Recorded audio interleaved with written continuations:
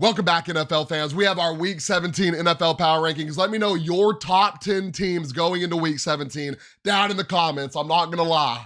It's all shaping up to look like how we thought it would before Week 1. Y'all know how we're going to do it. Starting at number 10, we have the Bo Nix-led Denver Broncos coming off a loss to the Chargers. The run game has to get established. I've said this week after week after week. Please, someone go out there and run the rock for the Broncos. They should not have lost to the Chargers. Bo Nix was out there doing what he could. He did anything you can ask a rookie quarterback to do. No turnovers, 2 touchdowns. I mean, the run game has to get established to help the offense out. The defense, I feel like, did a decent job too. When you can't keep your offense on the field because you can't establish a run, and I feel like that is a problem for many teams in the NFL right now. If you cannot get that run going, especially with a rookie quarterback, you're going to have major problems. Give me the Denver Broncos at number 10. At number 9, speaking of the Broncos and Chargers game, we have the LA Chargers. Big positive for them. Gus Edwards has arrived, finally. After the injury to J.K. Dobbins, they're starting to get the run game going again. The one downside for this team, and it's not really a downside, it kind of is, Ladd McConkey's an absolute dog. Ladd McConkey can't do it all by himself. They need to get Justin Herbert more help in the receiving core. I mean, you just can't rely on Quentin Johnson at this point. You're going to go into playoffs, hopefully get Dobbins back. You're going to have a great 1-2 punch at running, which helped you all through the season. But what happens when you get in a position where you have to pass the ball? Are you trusting Quentin Johnston to go out there and make these plays in a playoff environment? He can't catch in the regular environment. He can't catch at home. He can't catch away. How's he going to catch the ball in playoffs? Now, I'm in no way preying on the downfall of the young man. I hope he gets this problem fixed. It's a lot better than it was last year. It's taken him a little bit of time. I think he will get there, but hopefully for the Chargers, they get there soon. Give me the Chargers at 9. At number 8, a team coming off a win last night to the New Orleans Saints. Am I hating on them a little bit? Maybe, because Jordan Love didn't want to go and win me my 2 playoff games in fantasy, but it is what it is. They beat up on a bad Saints squad. The run game looks absolutely dominant. The Packers win in this game knowing the Saints are absolutely terrible and awful. They went out there, they worked. They honestly, the Packers used the Saints as an extra practice, a live practice. They went out there, they established the run game with 7 to 9 different players. You had receivers running the ball, you had backup running backs running the ball. Everyone got a touch running the ball. And their run game looks absolutely dominant. Now, one thing I am worried about, are they going to be able to win shootouts when it comes playoff time? Are they going to be able to throw the ball and win shootouts when it comes playoff time? We'll have to see. That wide receiver core is kind of iffy in my opinion. Big boomer bust plays, but we have the Green Bay Packers at number 8. At number 7, we have the Pittsburgh Steelers. Mr. Unlimited. Well, he's looking a little limited right now. They get absolutely dominated by the Ravens. One big, massive play Russ caused. He fumbled on the goal line trying to fight to get in the end zone. Russ, baby, you got to slide. You got to slide. You're not running like you're back on the Seahawks. You got to take this team and put them in amazing positions to go and win the game, and they just did not do that against the Ravens. When they played the Ravens, it looked like the Ravens were just on a complete different level, right? Tell me if you've heard this video. You have to establish the run game. For Russ to work, ladies and gentlemen, you have to establish the run game. Mr. Unlimited needs to limit his mistakes. That is my thoughts on the Pittsburgh Steelers at number 7. At number 6, we have the Minnesota Vikings. And man, do I still feel like I have them a little low. My biggest concern for this team was Sam Darnold in the month of December. Sam Darnold's stats in the month of December, 13 touchdowns, 1 interception.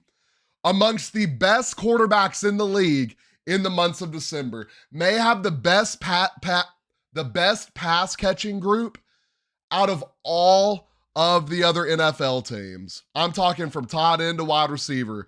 Jettis, Addison might be the best one too. Oh, who are you going to throw on top of that? Hawkinson. Who can receive out of the backfield? Aaron Jones.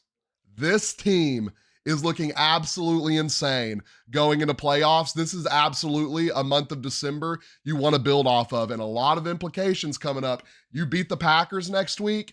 It is Lions, Vikings for not only the North, the number one seed in the NFL. Tell me who thought the Vikings would be fighting for the number one seed in the NFL come the month of January. Might have been me, but may not have been. We'll have to go back and look at that. At number 5, we have the Baltimore Ravens. When I tell you Lamar Marvelous Jackson is this team, and you're going to hear that one more time when we get to the Buffalo Bills. He is carrying this offense, but a good thing for this offense, Zay Flowers is coming alive when he needs to. Their receiving core is kind of slowly but surely getting to where it needs to be. They're kind of building rapport with Lamar Jackson. You love to see it. Lamar, our big concern, I feel like every year is he going to be able to pass the ball? He's looked better and better every year. He started off as a running back. Now he's one of the most elite passers in the game. He can run the ball. I think the best dual threat quarterback we have out there. And not only that, y'all remember when we were worried about Mark Andrews? Oh, December, touchdown. 4 touchdowns in the month of December, 1 per game. The yards aren't crazy. Absolute insane red zone threat. Oh, Mark Andrews isn't having a good game. Hello, Isaiah Likely. Welcome back to the Baltimore Ravens. This team is getting hot when they need to. Defense was a concern. I think they went out there and absolutely put that concern to rest against the Pittsburgh Steelers. Baltimore Ravens at 5. At number 4, we have the Buffalo Bills. Give me Josh Allen and the lackluster defense, the okay pass catching offense, and James Cook is an absolute beast running and receiving the ball. I think the Bills defense going into playoffs is going to be a concern. You can't go into playoffs allowing 30 to 40 points a game. I guess when you have a Josh Allen in the regular season, it's okay. They're going to have to step up. I love that his run game is going. If they get Amari Cooper established, this team is going to be scary. At number 3, we have the Detroit Lions. Now, a lot of people are going to be mad. Oh, they're the number 1 team in the NFL. I don't think the Lions are the number 1 team in the NFL. And if they were healthy, absolutely, no doubt about it. The defense is banged up. You got some guys back. They're doing what they can. Ben Johnson is an absolute menace. No Monty, no problem. Ben Johnson is an absolute mastermind offensive coordinator. Goff is putting up MVP caliber numbers, protecting the ball. The defense is somehow making it work. And that's all you can do. In the month of December, they're looking great with 20 plus people on the injury list. At number 2, I didn't take them down too much, the Philadelphia Eagles. They beat the Commanders with Jalen Hurts. I'm going to keep it real with you. Should the defense have stepped up? Absolutely. Kenny Pickett, Commanders, y'all beat Kenny Pickett. Let's get a round of applause. I'm not going to hurt them too much. The run game, Saquon absolutely hooping. Devontae Smith, 1 catch away from this not even being a story, them still being at number 1. But thus, the Philadelphia Eagles at number 2 can't allow that many points on defense. At number 1, the Kansas City Chiefs are back. When we talk about the Lions are getting injured at the wrong time, well, the Chiefs are getting healthy at the right time. Hollywood Brown's first game back, looking like an absolute dog. D-Hop getting going. You got Travis Kelce getting going again. Oh, Pachenko's not running great right now. Don't worry. We'll bring in Kareem Hunt. Oh, anyone on the D-line can go and sack the quarterback. The secondary is looking absolutely ridiculous. Everyone's like, oh, they're barely winning games. This is a team. You have multiple championship players on here. They know how to go out there and win the game. They don't have to blow teams out. They know, oh, we're getting the ball last. we just won the game. Oh, it's the fourth quarter and we're only down a touchdown? Two good drives and we're winning the game.